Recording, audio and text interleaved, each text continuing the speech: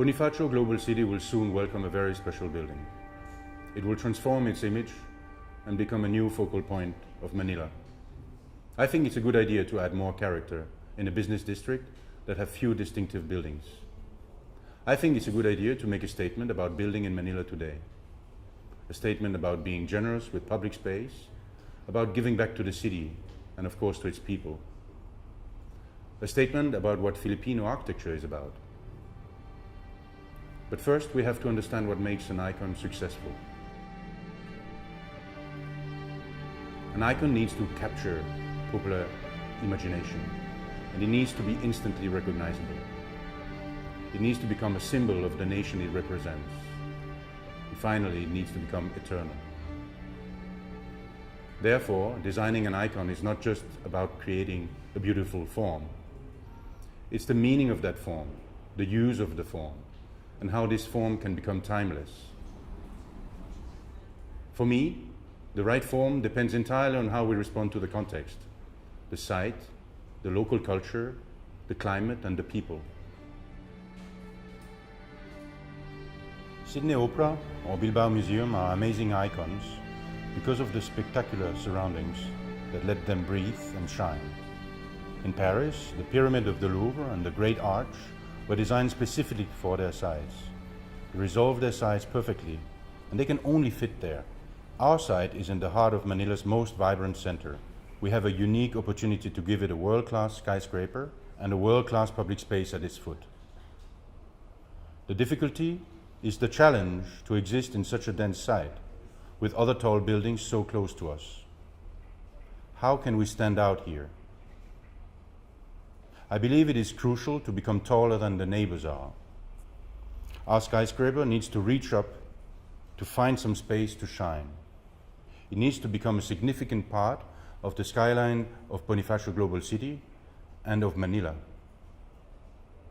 To achieve the height, we positioned the public program at the base and at the top of the tower, where offices would not be efficient or offer enough daylight.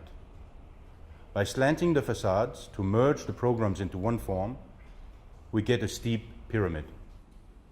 In the master plan as well, we need to differentiate ourselves from the surroundings. Therefore, we propose an elliptic plan. At pedestrian level, the ellipse frees up the ground floor and binds together the entire neighborhood. The ellipse ensures urban ventilation, which helps to cool and clean the air. It also ensures a minimal obstruction of the views and daylight from the surrounding residential buildings, keeping neighbors happy.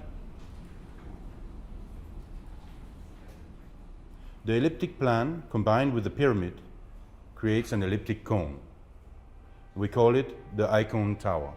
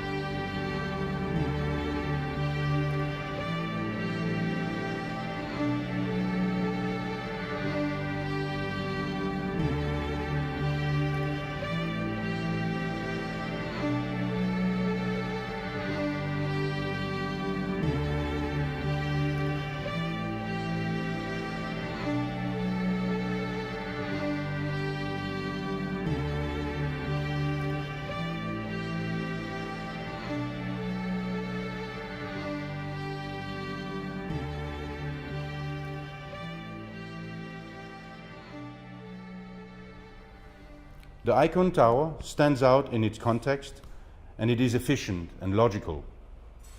But it also has to relate to the Filipino culture. And I think one way to relate to people is by connecting and by continuing existing parts of their culture. We encountered the cone well before the site demanded it from us, in Filipino nature. An existing icon of the Philippines is the perfect cone of Mount Mayon, a majestic volcano rising in the outskirts of Manila. A pure and strong form reaching for the sky. We want to reproduce these qualities in ICONE Tower. Another major existing icon of the Philippines is the Bahay Kubo, the archetype of Philippine architecture. The famous Filipino architect, Bobby Manosa, showed it in his work that we can adapt the wisdom found in traditions to contemporary designs. The Bahay Kubo is a pyramidal form divided in 3 layers. The ICONE Tower adapts this idea to another scale. We have reinterpreted the silong for the base of the ICONE Tower to offer a grand covered public space.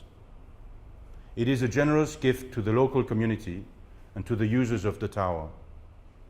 It will act as a new city center, a meeting point for people in the northern part of Bonifacio Global City. For the middle part, ICONE Tower should become an exemplary workspace with comfortable daylight, generous social spaces, access to green terraces, and atriums for larger tenants. As for the top, in our project, we make it accessible to the public as well. As an observatory located in a unique, spectacular, and spiritual space comparable to cathedrals. Manila needs a vantage point that is truly accessible to public, to laymen. The many sky lounges and restaurants already located in the top of 5-star hotels in Manila are not destined for the broad public. ICONE Tower will offer this space to the citizens and to the tourists. Emerging above the skyline of Bonifacio Global City is a conic spire that is distinct in form and materiality from all other buildings of Manila. At day, it will shine by its transparency.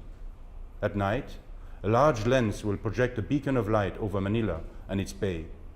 It will act as a lighthouse for Manila, giving a sense of orientation and security in the sprawling city.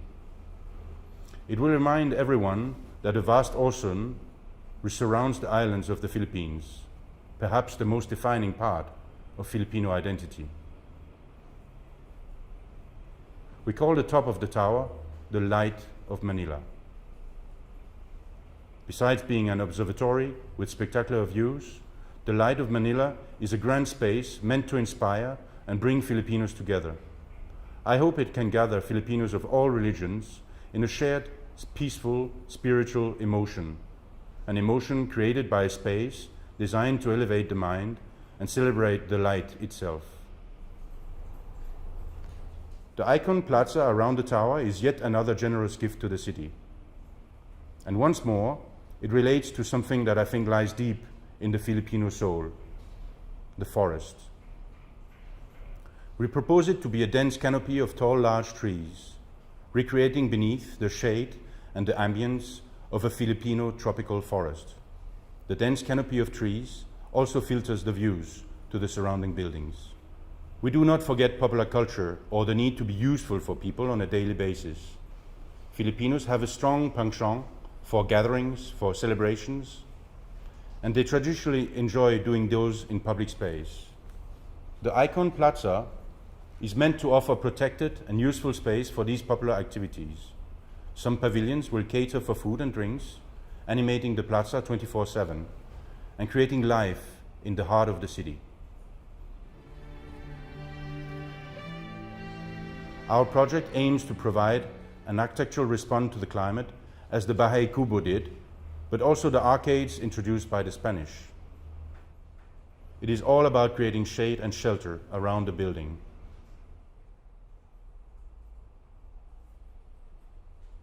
And the facades need sun protection too.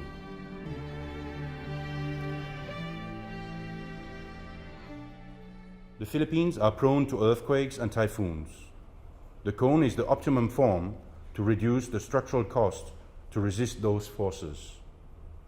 The ICONE Tower is designed to be a perfect structure. The floors span between a stepping core and an exoskeleton.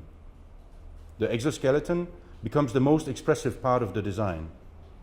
It is an almost Gothic structure with arches distributing the loads. It has a very vertical expression that intensifies the celestial effect of the skyscraper, just as in cathedrals. Then there is the question of the durability of the design. The pipeline of tall buildings in Manila is full of eye-catching designs. However, true icons have to be both eye-catching and timeless. The integration to the site, the cultural relevance, and the purity of the form of ICONE Tower is likely to make it last as an eternal achievement in Manila.